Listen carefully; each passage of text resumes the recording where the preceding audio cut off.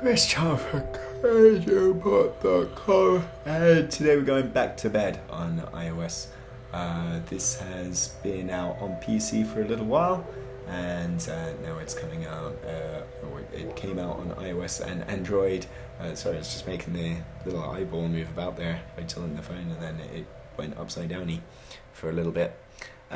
This is a game about well, I tell you what, I'll let the game tell you what the game's about by going back to the first level of the game. Gong. I think this guy Bob, who's in his office, actually has a poster telling everybody that he's a narcoleptic. And not just a narcoleptic, Bob is a narcoleptic somnambulist. So he has a tendency to fall asleep while he's in his office building, and then sleepwalk and walk all across a whole bunch of houses and rooftops and things. So you, being his friendly, I thought at first it was his pet, but now it's clear that he's leapt from his brain. Get safely to bed. You have to get Bob safely to bed, as the game might suggest. He's a bit like Seaman, isn't he? And this little four-legged creature, dogbert, whatever. And you got to hold your finger. You can sort of tap to pick things up, which I won't do here. And you sort of trace a path for this dude to walk around, and you want to place objects certain places. And Bob will walk. He will keep on walking until I place this apple down here. When he comes across an obstacle, he will always turn clockwise. So those are the rules that you got to remember. And after a while, once he's in the right place, you can fast forward and then he gets to the end. So kind of Lemmings-ish. So it's sort of Lemmings-esque in that regard. It's about identifying a danger and then putting an obstacle down in front of Bob so that he's protected. And also very reminiscent of, you have to be very old and be extremely geeky to know this one, to pick this one up. Very similar to Sleepwalker on the Amiga, which was basically exactly this game, but it was a side-scrolling platformer. And so as we go, let's go to level 5 here, because this is where things get more obscure. I think one thing that's done it a disservice is that this has been in development for quite a long while and has already been out on PC. But because it's this isometric, quite good-looking video game, puzzling, I only wanted to say puzzle platform, but it's not a puzzle platform. It's an isometric, pretty-looking puzzle game. On iOS, people are instantly thinking about Monument Valley, and that does this game a bit of a disservice because this isn't Monument Valley, this is its own thing. I was too slow because I was talking there, I was going to fall off the edge.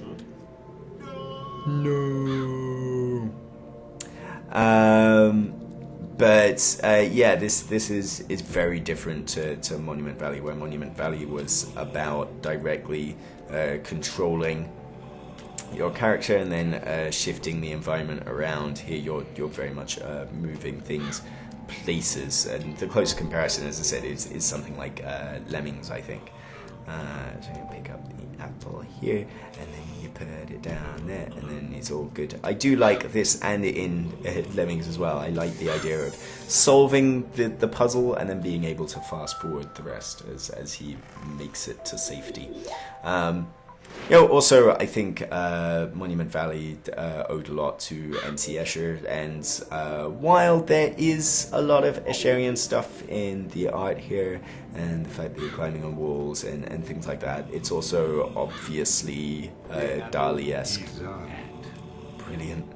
It's quite Dali-esque with the melting clocks and whatnot, so it's a bit different from an art direction standpoint. And it's also just, I love the little voiceover there that we already had, and perhaps it's a little bit low down in the mix for you to hear, but it's very, I'm just sending this guy in circles here. What am I supposed to do? Put that down there? No, you're just gonna go in circles further. Oh no! Balls. This is one thing that I don't like about the game. I think it's very much designed for a mouse pointer. And it's designed for clicking where you want your guy to go and clicking on individual tiles. Using your finger to tap and go, is just not quite as responsive. I find it a touch irritating. Put that there. It's going to send him this way. You get a little preview of where he's going to be. But that's not far enough. So, here, I think. Oh no, I want him. Oh, balls! You see there? Tapped on the wrong tile for him to go down. You go down there and you do that, and then I've already done this puzzle before as well, which is the goaling thing here. What am I supposed to do? What am I supposed to do? See, I want him to get across this bridge, but that's gonna... Oh, okay. So I'm just gonna lay this down a square earlier, so he turns a square earlier. Hooray! And then I've got to get out ahead of him over here and put that down here. I think one way they could have compensated for the slight lack of precision that your finger has, because it's this big, horrible, ugly, sausage-like blunt object as opposed to the finely honed point of a mouse pointer. It would be helpful, albeit kind of transformative of the kind of challenge level of the game. And so I'm going to go to the menu here and choose the level that I'm on right now, so I can progress. Yeah, it would be helpful to just be able to pause the level and be able to pan around the map and see what was coming up. I actually don't think that would screw with the experience too much. Beware of the clock. Wow, oh dear. And it would give you a chance to kind of figure out these obstacles. I guess I can fence him in here if I hit. Don't ever wake up a somnambulist. When you're sleepwalking, he'll kill you, or he'll die or something. So you gotta hit retry there. I think being able to pause and then pan around the map, it would give you a chance to kind of think ahead. If you pause, you just get a static view of what you're doing right now. And I think it would be really helpful to just figure that stuff out. I don't think it would really screw with the game that much. Go here. There we go. So hopefully that will... no, it doesn't really. Yes, it will. Hey! So I can kill that by sending him down there. So, hooray! And now I can focus on the task at hand. Which would be... I've already screwed up.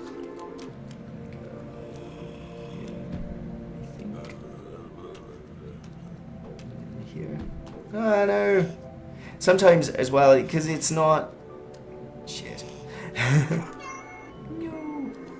Because it's not instantly... The controls aren't instantly responsive sometimes. So I'll tap again, and then your little animal creature will put down the object, which is what you wanted him to do the first time, and then pick it up again. Leading you straight into danger, which is annoying. Because very often, I think that the times where I have failed here, it's because I've known what to do, but just the game hasn't really kept up to me, or it's been a little bit too clumsily handled. Dream on, man, dream on. But I love the presentation of it, and I think, instills you kind of instantly think Monument Valley if you've played that. But it does, because it's got this weird Dali-esque approach to it as well. it's kind of got a bit more of its own identity, and I love the voice work in here. The fact that it's like this sort of Twin Peaks meets, 80s and early 90s, obscure Eastern animation, Eastern European animation thing, and like the weird sort of, Welsh accent. Don't wake Bob up. It's just the right amount of really creepy. I've screwed that up, haven't I? Yeah.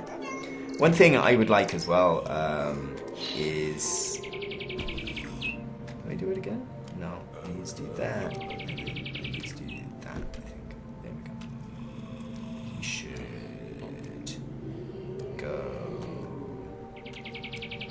straight off the side. Having thought about that. Oh no. Here. You see, did it again. No, it's like one tile off. That's so annoying. There you go. We'll do it this time. I think one thing that would really help is if there were a fast rewind button as well as a fast forward button. I'm always in favor of games that let you rectify your mistakes, be they driving games or platform games or puzzle games for that matter. And I think that would be really helpful, because a lot of times, much like when you solve the puzzle, it's really satisfying and you can hit fast forward or rip through everything and get to the end. Like, the inverse is also true, where you failed and the only thing to do is fast forward until Bob dies, as opposed to just hitting rewind and instantly rectifying your mistake and then carrying on.